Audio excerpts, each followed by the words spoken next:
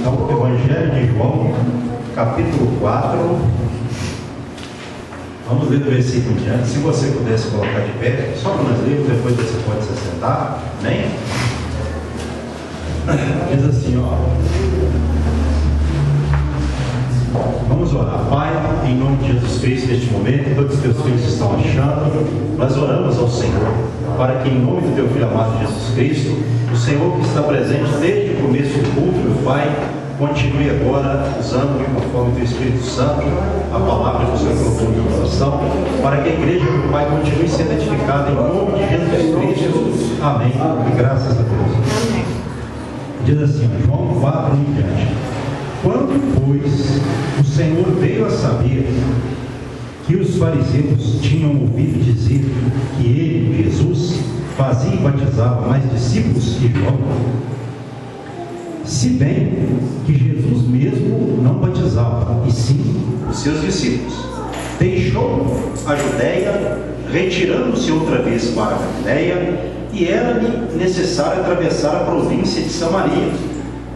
Chegou, pois, a uma cidade samaritana chamada Sicar, perto das terras que Jacó dera a seu filho José.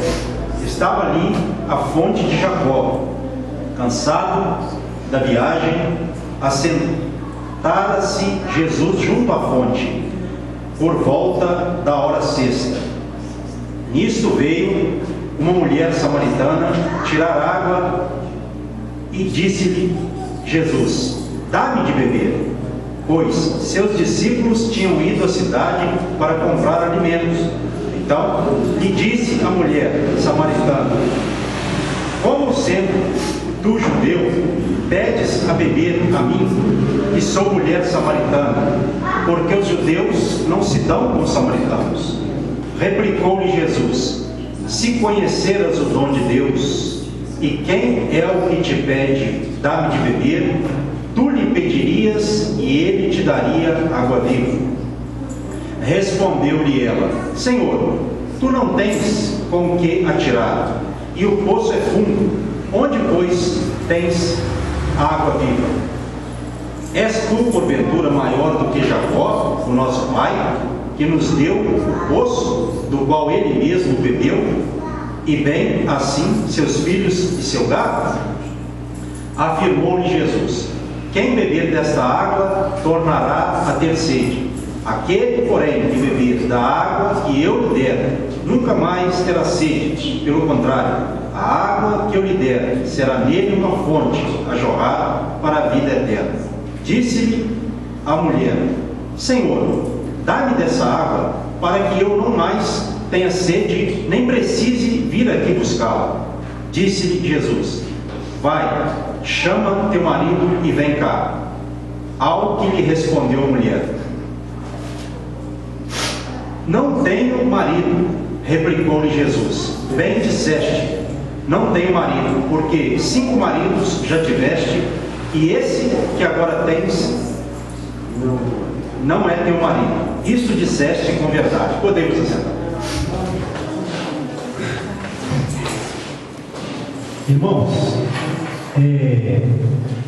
eu vou me apegar mais à história de Jesus e a mulher, não é? Porque a Bíblia fala também nesse trechinho aqui, no começo da leitura, que os discípulos de Jesus batizavam e não Jesus batizava. Interessante isso, né? Às vezes tem pessoas que brigam para fazer as coisas, né? No caso, por exemplo, até mesmo para batizar, eu quero batizar fulano, beltrano, né? E Jesus, ele não se preocupava com isso. Tinha gente para isso, né? Seus discípulos realizavam ali o batismo. Então a gente aprende com isso também. Mas eu não quero me apegar a isso. Jesus, ele tinha aqui 3 opções para ele ir para, como diz aqui, não é? Onde ele deveria ir para o destino, né? Como diz aqui o verso 3, capítulo 4, ó. Deixou a Judéia, retirando-se outra vez para Galiléia. E era-lhe necessário atravessar a província de Samaria. Mas ele tinha outras opções. mas era necessário ele passar por ali. Por quê? Deus tinha um plano. Isso. Né? Glória a Deus. Deus tinha um plano. Deus, ele, no caso, Deus Filho Jesus, né? Ele ia encontrar com uma mulher. Uma mulher que estava ali no poço de Jacó, atribulada da vida, com certeza. O texto aqui diz que Jesus ele foi também porque ele estava cansado de viagem. Porque Jesus, no seu físico, ele também era como nós, né? Porque ele veio ao mundo nesse sentido como nós, não pelo relacionamento de um homem e de uma mulher, sim pelo relacionamento de Maria com o Espírito Santo que engravidou Maria. Mas ele veio como nós nesse sentido. Então ele comia, ele bebia e ele estava com sede. E ele vai e depara-se com essa mulher e pede a ela água. E a mulher disse para ele: como sendo tu judeu, pede a mim de beber água, que sou mulher samaritana. Porque os judeus, eles não se davam com os samaritanos. Por quê? Se os samaritanos também, eles eram israelitas, porém uma raça, um povo misturado. Isso. Né? Misto. E como que isso se deu? Esse tipo de não concordância entre judeus e samaritanos. Porque lá atrás a Bíblia fala, quando o reino do norte, que era composto por 10 tribos de Israel, ele foi tomado pelo rei da Síria. Então ele levou pessoas ali dessas tribos para a Síria. Ele levou esse povo cativo e trouxe de lá pessoas de outros povos, a Bíblia fala. E essas pessoas, elas passaram ali a substituir, não é, os judeus nas cidades de Samaria. E houve ali o quê? Uma mistura. Eles se relacionaram. E aí já não foi mais um povo puro. Era um povo israelita, porém misturado. Então daí vem essa não concordância, né? Eles não concordavam por causa desse fato lá atrás. E também porque os samaritanos, eles eram considerados pelos judeus como um povo pagão, até mesmo um povo pagão, não é?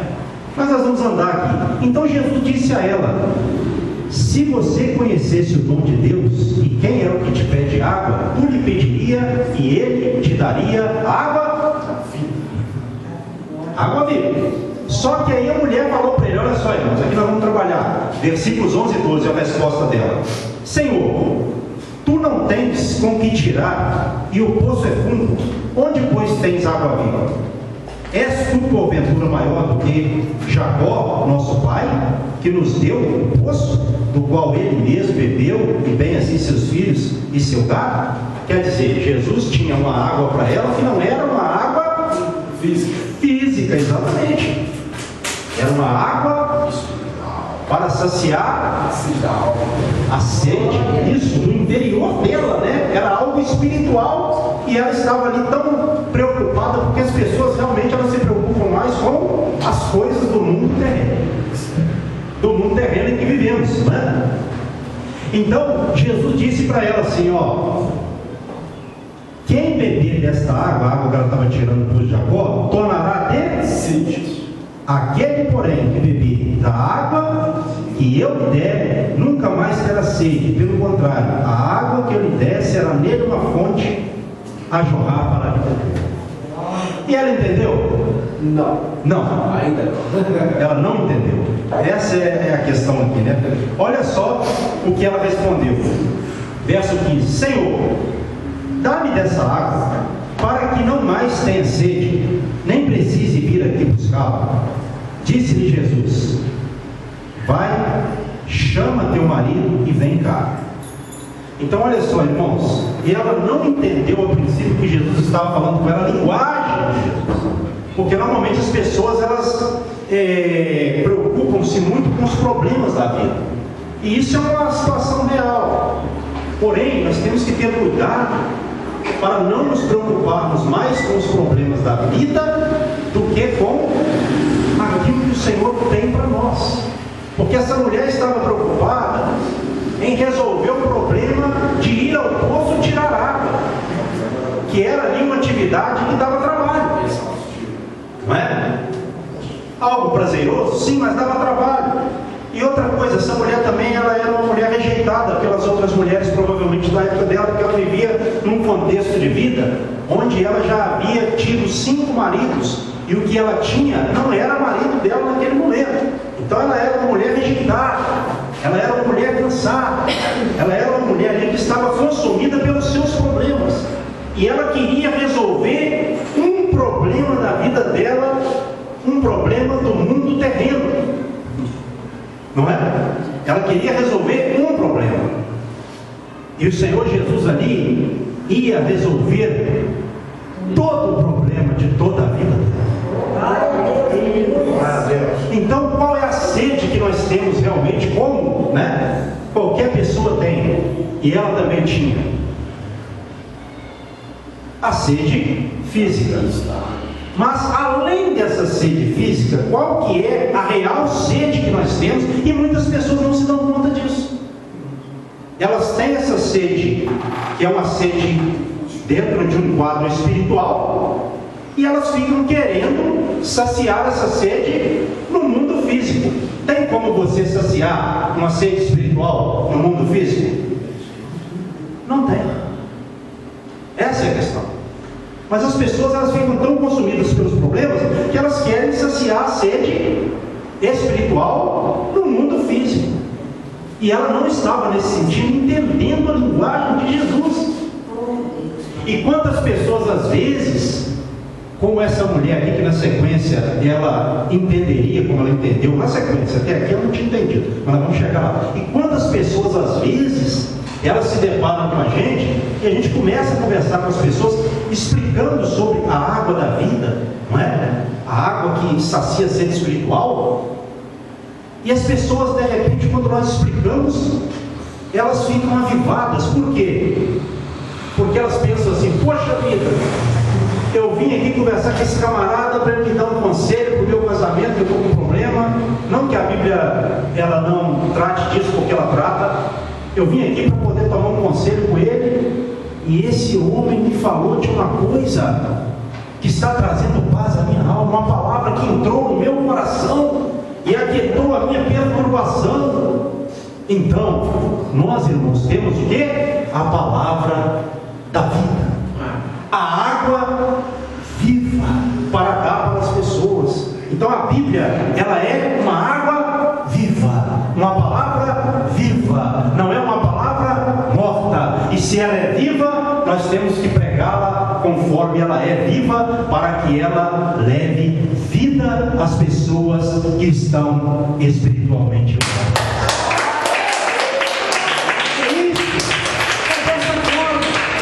As pessoas estão mortas. Quando elas ouvem e creem na palavra, elas recebem uma água que sacia a sede espiritual da pessoa. Jesus disse para ela: aquele que beber desta água que você está tirando aí, tornará a ter sede, mas aquele, porém, que beber da água que eu lhe der, nunca mais terá sede, porque essa água formará nele uma fonte a jorrar para a vida eterna. Irmãos, quem ouve a palavra crendo, ele recebe a vida eterna. Essa é a questão.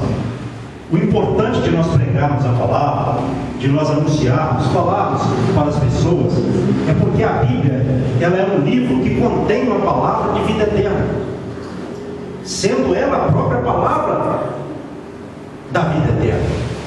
Então nós não podemos pregar para as pessoas como se a Bíblia fosse uma história, né? Como se Jesus fosse um dos profetas apenas que veio à terra, e dos que vieram, né? Ele sendo um desses que veio para apenas falar algo para as pessoas e assim encantar as pessoas por um momento, ou alegrar as pessoas por um momento. Não, Jesus veio libertar as pessoas da prisão espiritual, da cadeia do coração, da algema da alma. lá. Isso aí, meus irmãos, só pode ser resolvido com o Senhor Jesus. Por isso a pessoa precisa de ter um encontro com Jesus. Às vezes a pessoa vai em alguns eventos, né, que tem nome de encontro, tudo bem, cada um faz segundo a sua fé, mas o que a pessoa precisa é de encontrar com Jesus, porque a partir do momento que ela encontra-se com Jesus, a vida dela é transformada. Aí Jesus, ele é tão maravilhoso, ele era e é, né, que ele disse para ela assim, para despertar ela, vendo que ela não estava entendendo: chama o teu marido e vem cá. Porque ele sabia, né, da história dela, que ela já havia tido 5 maridos, e o que era marido atual dela não era marido. Então, quando ele falou para ela e ela disse para ele: não tem marido, aí Jesus respondeu: bem disseste, não tem marido, porque 5 maridos já tiveste, e esse que agora tens não é teu marido. Isso disseste com verdade. Aí ela disse assim: vejo que tu és profeta. Porque ele falou uma coisa que ela sabia que ele não sabia, e que só por revelação divina ele poderia falar como ele falou, não é? Aí ela foi para a questão de adoração, de culto. Senhor, nossos pais adoram neste monte. Que monte é esse que ela estava falando? Um monte chamado Sicar. Gerizim. Isso, Gerizim. Vós, entretanto, dizeis que é em Jerusalém. Que Jerusalém é o lugar onde se deve adorar. Aí Jesus respondeu para ela: mulher, podes crer-me que a hora vem, quando nem neste monte, nem em Jerusalém adorareis o Pai. Vós, verso 22, adorais o que não conheceis, nós adoramos o que conhecemos, porque a salvação vem dos judeus. Vamos parar aqui. Por que Jesus falou isso para ela? Olha, vocês adoram o que não conhecem, porque os samaritanos, eles achavam que Abraão havia ido ao monte Gerizim para sacrificar Isaac, de acordo com a tradição dos samaritanos. Mas isso não é verdade, porque o monte em que Abraão subiu para sacrificar Isaac era o monte Moriá, que ficava em Jerusalém, onde o templo de Salomão foi construído. Então eles não sabiam nem o que eles adoravam. Por isso que Jesus disse isso. Isso que é importante de conhecer a Bíblia. Ele disse isso aqui para ela, ó, verso 22 de novo: vós adorais o que não conheceis. Eles adoravam achando que era uma coisa, mas era outra, né? Nós adoramos o que conhecemos, judeus, né? Falando dele que era judeu, porque a salvação vem dos judeus.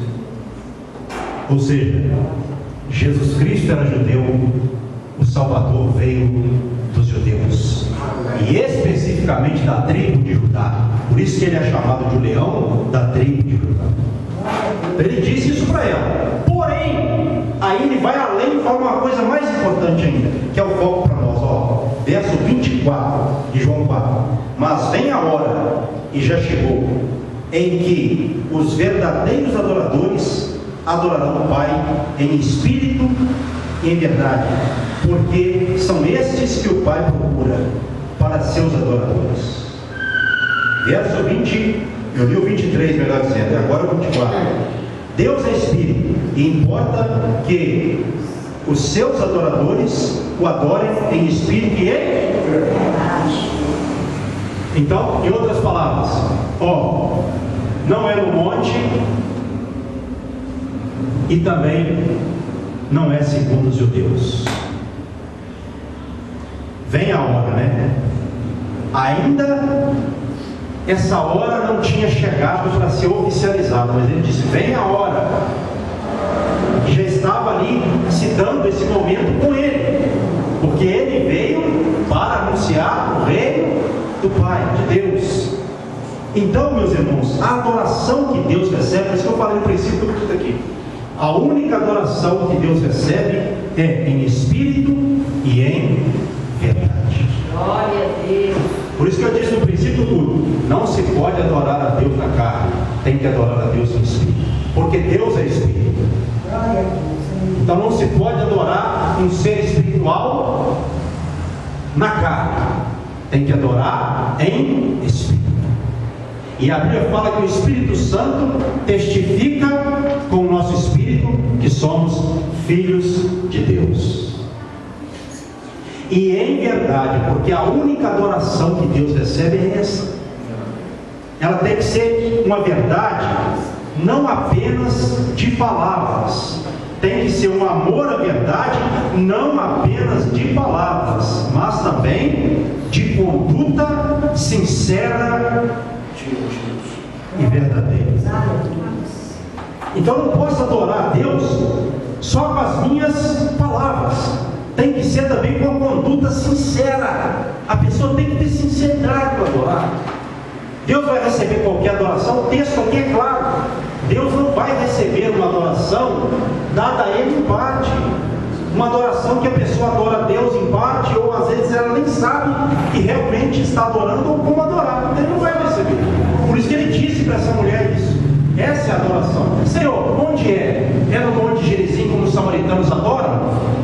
Onde tinha lá o templo dos samaritanos, né? Ou é em Jerusalém?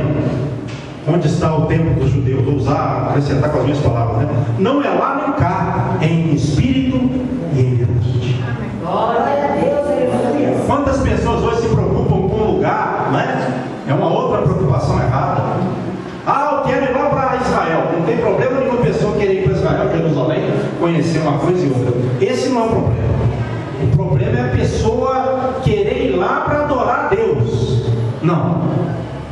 A adoração que Deus recebe não é em Jerusalém, não é no Brasil, não é nos Estados Unidos, não é em nenhum outro país e lugar. É em espírito, é com o coração quebrantado que se adora o Senhor. Glória a Deus. É com essa verdade, é com essa sinceridade. Por isso que esse versículo 23 e também o versículo 24, esses dois versículos aqui, é a revelação.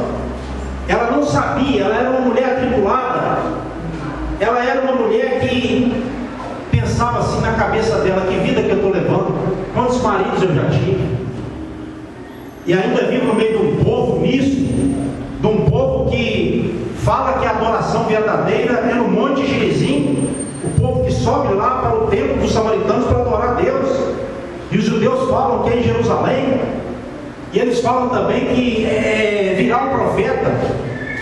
Ela ficava com isso na mente dela, porque ela sabia que viria um profeta. Olha só o que diz aqui, ó. Olha só, versículo 25. Eu sei, respondeu a mulher, que há de vir o Messias, chamado Cristo. Quando ele vier, nos anunciará todas as coisas. Então ela sabia disso, né?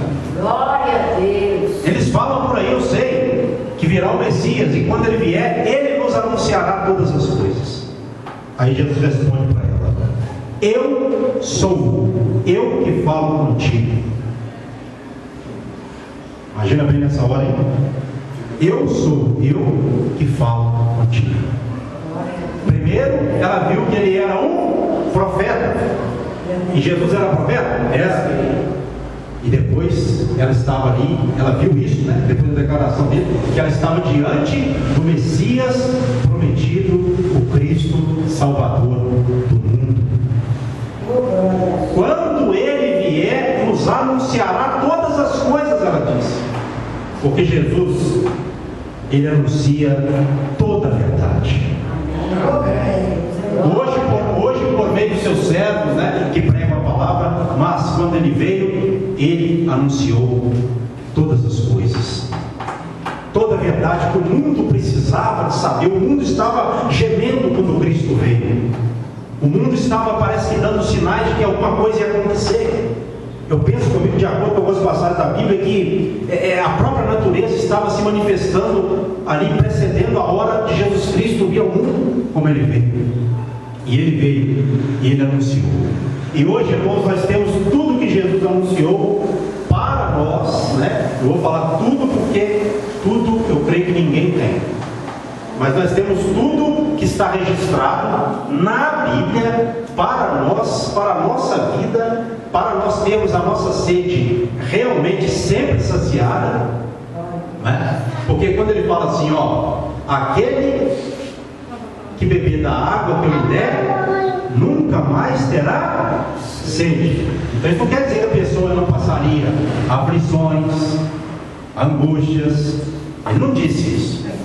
Ele disse que ele resolveria uma sede interna, que é a sede da humanidade, um problema interno. Ou seja, hoje nós temos problemas, mesmo com a água viva, nós temos problemas, mas como nós temos a água viva dentro de nós, os problemas às vezes eles vêm como fogo para a nossa vida, para nos provar, para nos testar, porque fogo na Bíblia também é uma figura para aprovação. Então às vezes o fogo vem para nos testar, e quando ele vem, a água viva aplaca o fogo da tribulação, da perseguição, da tentação, porque assim que o Senhor faz com a nossa vida. E é o que ele ia fazer na vida dessa mulher aqui também, e é o que ele ia fazer na vida dessa mulher, porque ela estava ali precisando de algo que nem ela mesma sabia, mas ele era a verdadeira sabedoria diante dela, que revelaria a ela tudo o que ela precisava de ouvir. A Bíblia fala, irmãos, que nesse meio tempo os discípulos eles haviam ido comprar alimentos para Jesus, e eles chegam depois que Jesus se revela a ela, né? Eu sou eu que falo contigo. Neste ponto, verso 27, chegaram os seus discípulos e se admiravam de que estivesse falando com uma mulher. Todavia, nenhum lhe disse: que perguntas? Ou, por que falas com ela? Quer dizer, eles ficaram assim, né? Eles pensaram, poxa, o mestre judeu já não tem, assim, já não se dá bem com o samaritano. Ainda mais para a época, um homem falando com uma mulher samaritana era uma coisa muito fora do normal. Então eles ficaram naquela, né? Mas não falaram nada, tem medo de falar, né? Se era o mestre, ele sabe o que ele está fazendo, não é? Aí verso 28, quando a mulher deixou o seu cântaro e foi à cidade e disse àqueles homens: vinde comigo, verso 29, e vede um homem que me disse tudo quanto tenho feito. Será este porventura o Cristo? Saíram, pois, da cidade e vieram ter com Jesus, com ele, né? Então o que ela foi fazer depois que ele revelou-se a ela, como sendo o Messias, o Cristo? Ela foi, deixou o cântaro d'água dela, até o cântaro que era d'água, né, era grande importância, passou a não ser mais. Eu vou falar para as pessoas que o Messias já veio, e ele me falou coisas que somente ele poderia falar. Então ela foi-se embora falar com as pessoas da cidade, e as pessoas, elas se maravilharam e foram ter com Jesus. O que nós aprendemos aqui? Uma pessoa, quando ela realmente ela recebe do Senhor, cada uma tem um nível de atuação após a revelação da salvação de Jesus. Porém, a pessoa não se contém mais. Ela vai sempre procurar falar para as outras pessoas também, porque ela sabe que a sede dela foi saciada e ela quer que a sede das pessoas também seja saciada. Então o cristão, ele convertido a Deus, ele vai passar a ser uma testemunha de Cristo também na terra.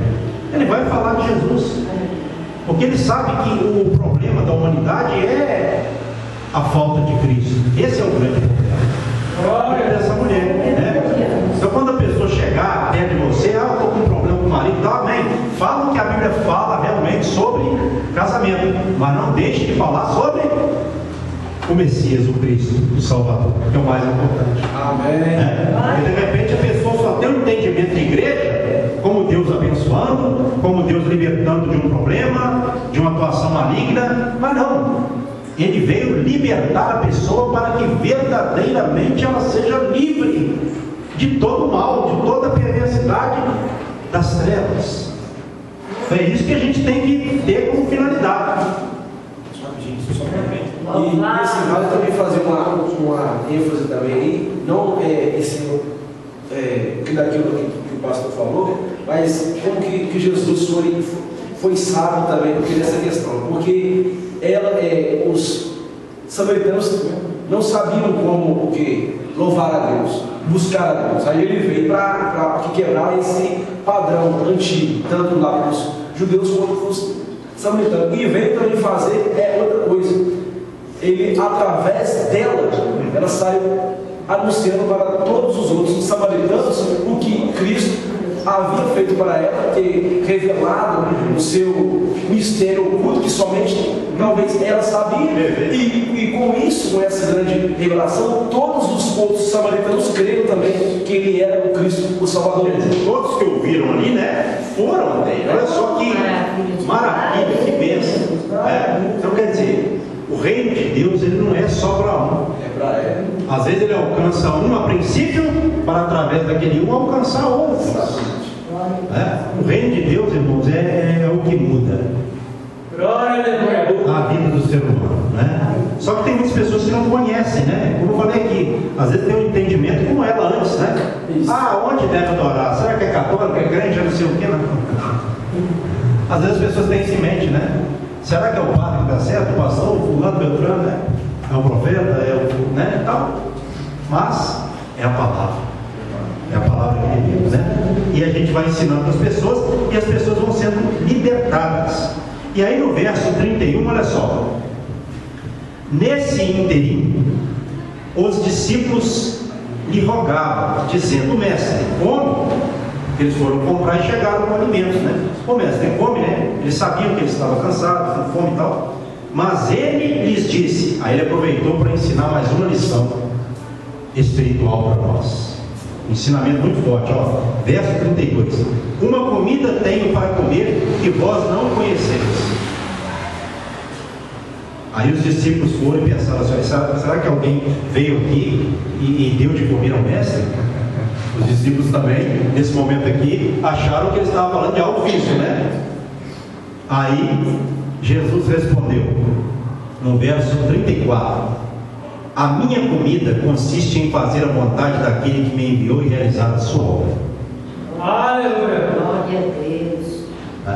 Então, nós precisamos de comer? Sim, Jesus ia comer. Mas Jesus conteve ali, né, a sua fome para dar um ensinamento para os discípulos. Para ensinar para eles, porque eles também estavam aprendendo. E nós também, irmãos, temos que usar essa sabedoria que Cristo tinha, que nós temos hoje aqui na palavra de Deus. Nós temos que fazer da nossa comida também, não apenas a comida física. A nossa comida tem que ser o quê? Fazer a vontade do Pai e realizar a sua obra. Será que a nossa comida tem sido fazer a vontade do Pai e realizar a obra dele? É uma pergunta dessa noite. Eu vou deixar essa interrogação para cada um responder para a sua própria consciência. Porque isso é importante nós imaginarmos, refletirmos, né, sobre a nossa própria vida. Será que a minha comida, assim como eu como, eu bebo café, aliás, tomo café, almoço, janto, será que eu estou tendo essa mesma fome espiritualmente que eu devo ter? Jesus estava falando aqui sobre a obra do Pai, a vontade do Pai, daquele que o havia enviado do Pai. Então nós temos que ter também essa fome, não é? Como ele disse ali, a minha comida, temos que ter essa fome e nos alimentarmos dessa comida. Qual? Fazer a vontade do Pai. Glória a Deus. Porque Jesus ele veio para fazer a vontade do Pai e fez do princípio ao fim. Graças a Deus. Então, ele deu esse ensinamento para os discípulos. Versículo 35, ó. Não dizeis vós que ainda há 4 meses até a ceifa, a colheita, né? Eu, porém, vos digo: erguei os olhos e vejo os campos, pois já branquejam para a ceifa. Verso 36. O ceifeiro recebe desde já recompensa e entesoura o seu fruto para a vida eterna. Desse modo, se alegram tanto o semeador como o ceifeiro. Pois, no caso, é verdadeiro ditado: um é o semeador e outro é o ceifeiro. Verso 38. Eu vos enviei para ceifar o que não semeastes. Outros trabalharam e vós entrastes no seu trabalho. Isso aqui é importante também. Por que é importante isso aqui? Porque quem semeou ali? Jesus semeou a palavra. Semeou a palavra, E a mulher foi lá, recebeu, né? Então, a salvação, a vida eterna, ela é tanto para quem semeia, quanto para quem colhe. Todos são beneficiados, tanto o semeador, quanto aquele que ceifa. Certo? Agora, Jesus disse aqui uma coisa importantíssima também. Quando ele fala aqui, no verso 35, que eles diziam que havia 4 meses até a ceifa.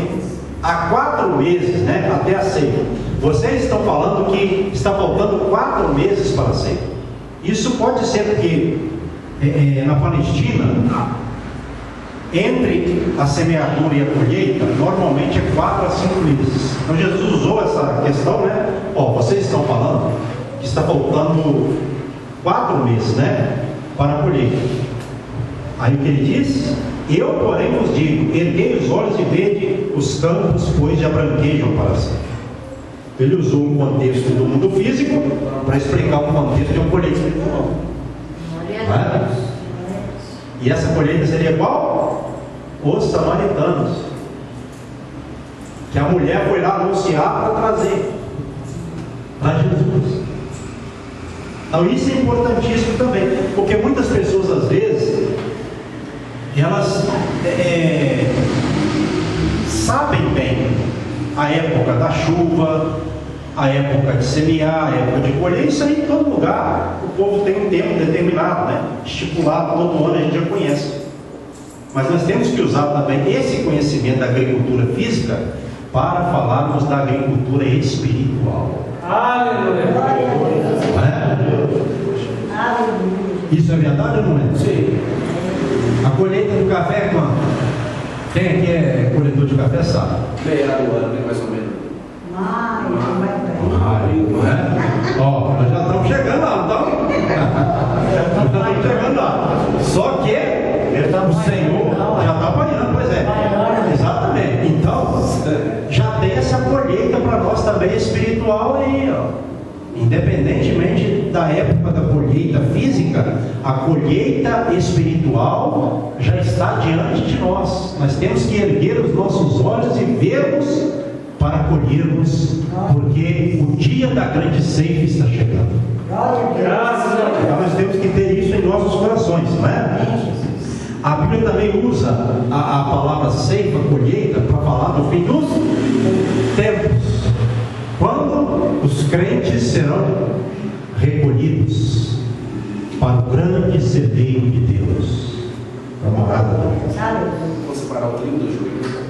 Isso aí nós temos que estar caminhando para lá. E quando ele disse no verso 38 que enviou os discípulos a ceifar onde eles não semearam, outros trabalharam e eles entraram no trabalho de outros, o que significa isso aqui?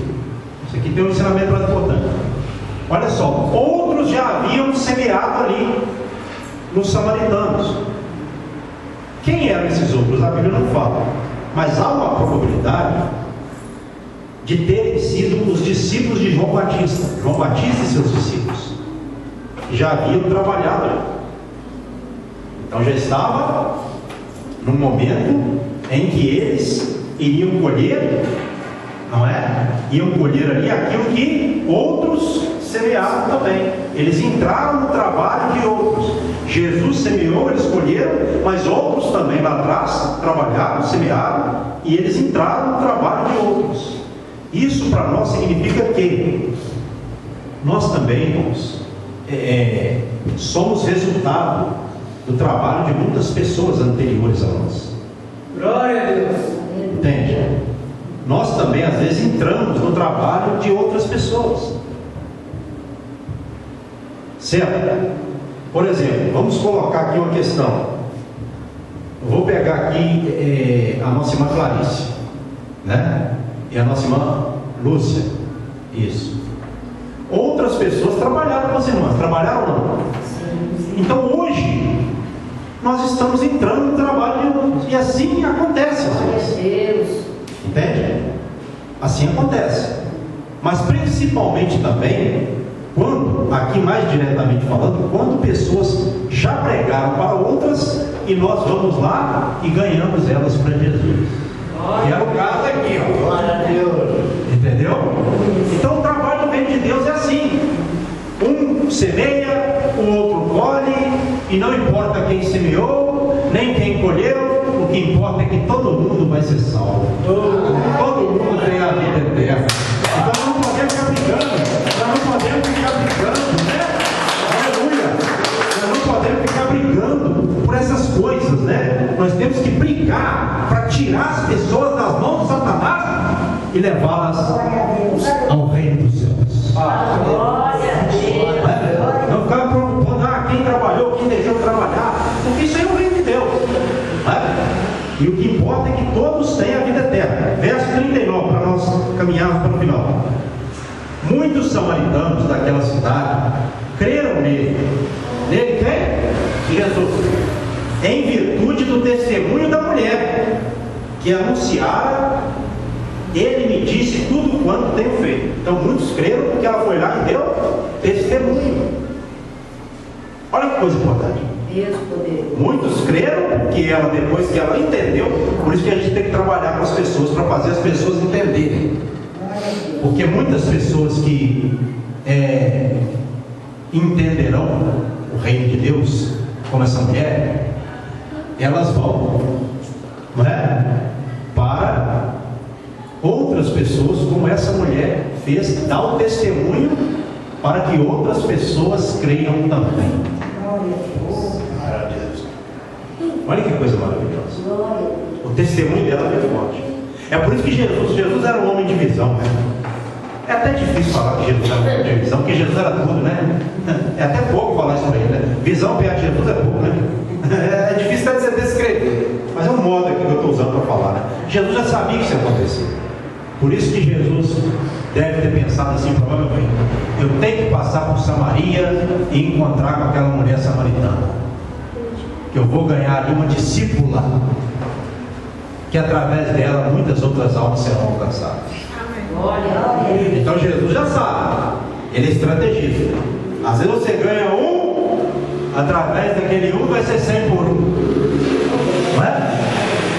Olha só o verso 40 agora, ó. Vindo, pois, os samaritanos ter com Jesus, pediam-lhe que permanecesse com eles, e ficou ali 2 dias. O que a gente aprende aqui? Quando eles vieram ter com Jesus, os samaritanos, eles pediram ele para ficar com eles ali, porque a pessoa, quando conhece Jesus, não quer deixar ele embora, não. Eita glória! Aleluia. Agora, hoje ele não está presencialmente, né? Mas isso é um ensinamento para nós, que quem realmente tem um encontro com Jesus vai querer sempre estar com ele. Graças a Deus. E Jesus ali, vendo a forma de como eles receberam a palavra, que eles creram e se converteram, Jesus ainda ficou 2 dias ali. Não é? Porque ele sabia que ele precisava ali de pregar, e eu creio que naqueles 2 dias ele pregou bastante, né? Discipulou, ensinou. Aí depois disso, verso 41, olha que interessante. Muitos outros creram nele por causa da sua palavra. Por causa da palavra de quem agora? Muitos outros creram nele por causa da própria palavra de Jesus, que ficou ali pregando, ensinando para eles. Verso 42. E diziam à mulher, aí eles disseram à mulher assim, ó: já agora não é pelo que disseste que nós cremos, mas porque nós mesmos temos ouvido e sabemos que este é verdadeiramente o Salvador do mundo. Glória a Deus. Então, você vai chamar pessoas, você vai falar. Aí pessoas, o seu testemunho é importante, o nosso com certeza. Mas aí as pessoas, elas virão para experimentar. E quando elas vierem, elas vão ter um encontro, não mais com Jesus físico, porque esse não está mais entre nós, mas elas vão ter um encontro com o Senhor na pessoa do Espírito Santo. Aí quando a pessoa chegar à igreja,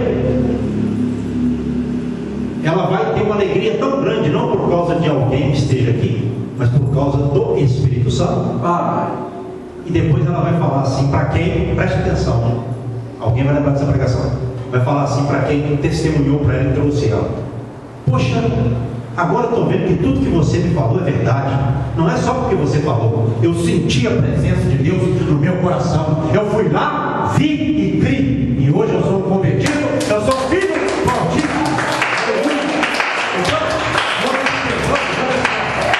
Nós observamos uma coisa: nós temos que falar, mas também temos que tentar trazer as pessoas para as experiências com Deus, para que as pessoas mesmas elas encontrem-se com o Senhor e creiam pelo Espírito Santo. Amém, aleluia. Não importa se vai ser o presbítero, não importa se vai ser o irmão Gelson, se vai ser o irmão Jacinto, se vai ser a irmã Clarice, se vai ser a irmã Lúcia, não importa. O que importa é que nós vamos fazer a obra, o trabalho, e quando nós trouxermos a pessoa vai receber um impacto na vida dela. Qual impacto? Quem dá o impacto? Quem revela? O Espírito Santo. Entendeu? Então, irmãos, isso é importante para nós, para que nós não percamos assim essa vontade de testemunhar. Como eu vi essa mulher, de repente pensava até, às vezes, até assim: ah, Senhor, minha vida está meio sem sentido, né? Estou perdendo até o gosto pela vida. Minha vida toda atabalhoada, atrapalhada, nada dá certo, não paro com homem. E mal sabia ela, né? Que ela ia sair da tribulação e ia entrar para a salvação. Glória a Deus, aleluia. Assim é a vida, né? Assim é a vida. Por isso que nós temos que pregar, crendo, né? Ore, pregue. Tem alguém lá perto de você no seu trabalho atribular? Pregue para ele. É lógico que nem todos vão se converter. Lógico que não. Mas uma hora um ou outro virá. E de repente, quando ele vier, ele vai se tornar um galileu de Deus, um discípulo de Jesus, para ganhar almas para o reino de Deus. Se coloque sobre os seus pés nesta noite. Bem? Irmãos, vamos fazer o possível para que terça-feira e quinta os irmãos que podem estejam na igreja, né? Isso é importante. Nós estamos com um desfalque muito grande, né? Temos ali o presbítero, o Clarice, né? Eles estão vindo desde quando eles vieram à igreja. Eu não estou falando isso aqui para um modo de dizer, os irmãos entenderem. Desde quando eles vieram pela primeira vez, eles não falharam um dia, né? Assim, a irmã Clarice, às vezes ela não pode vir, mas o irmão presbítero, todo dia de culto ele tem vindo. Foi comigo no hospital e ontem bateu na trave, né? Porque ele trabalhou até na hora, ele ia também. Então, assim, vamos ver se nós trabalhamos um pouco mais no meio da semana, né? Para nós crescermos também mais e mais. Porque eu creio assim que tem uma colheita para a nossa igreja aí. Amém. E essa colheita, ela parte de cada um de nós. Não é verdade? Na hora que nós menos esperarmos, de repente, eu não sei, eu não posso falar isso porque Deus não está assim me revelando isso aqui agora, mas estou falando pela minha fé. De repente nós estamos trabalhando naquela luta, daqui a pouco, pastor do céu, nós temos que mudar daqui. É tanta gente da igreja que não cabe mais. Pastor, a preocupação que era pagar as despesas da igreja, agora é aumentar a igreja, porque não está tendo jeito mais de manter o povo. O inimigo soltou o povo das trevas, lá nós orando, nós pregamos, o inimigo soltou e o povo veio, e agora nós temos que apacentar esse povo. Vamos embora! Porque o povo vai trabalhando, à medida em que o povo vai trabalhando, Deus vai ampliando, alargando as fronteiras, né? Deus gosta disso. Quando Deus vê o povo trabalhando, sabe o que Deus pensa? De acordo com a Bíblia que eu estou falando, né? Com as minhas palavras, de acordo. Quando Deus vê uma igreja trabalhando, Deus se agrada tanto, me amando ali, os irmãos em comunhão. Essa igreja está trabalhando. Eu vou mandar muita gente para a igreja. Glória a Deus. Pastor, onde está isso na Bíblia? Vá lá em Atos capítulo 2, no finalzinho. A igreja vivia, ela perseverava na doutrina dos apóstolos, na comunhão, no partir do pão e nas orações. Milagres aconteciam, coisas maravilhosas. E aí a Bíblia fala assim, ó, no finalzinho do trecho: e o próprio Senhor acrescentava à igreja, levava para a igreja aqueles que haviam de se salvar. Glória a Deus. Quando a igreja obedece, o próprio Deus dá o crescimento. Porque a Bíblia fala assim, ó, Paulo disse: eu plantei, Apolo regou, mas Deus é quem dá o crescimento. Isso não vem do homem. Não adianta o homem bater no peito, eu não. A gente pode fazer, isso é dedicação, mas o crescimento só Deus pode dar. E se uma igreja agradar a Deus vai fazer florir. O jardim vai ficar lindo e maravilhoso, né? Glória a Deus. Faça assim, seu dono, Pai. A todos eu abençoo com o teu amor, com a graça do Filho, com a sua gloriosa consolação do Espírito Santo. A todos dê um bom final de domingo de consolação, encorajamento e ânimo, Pai, para que nós encerremos a semana e comecemos a semana prática amanhã, nesse encorajamento, meu Pai, de Cristo ali para com a mulher samaritana, e assim nós, ó Pai, ganhemos almas para o teu reino, nesse ânimo, nesse encorajamento. Leve os teus filhos, ó Pai, nessa consolação, em nome de Jesus eu oro e abençoo. Amém. E que as palmas louve a Deus, amém.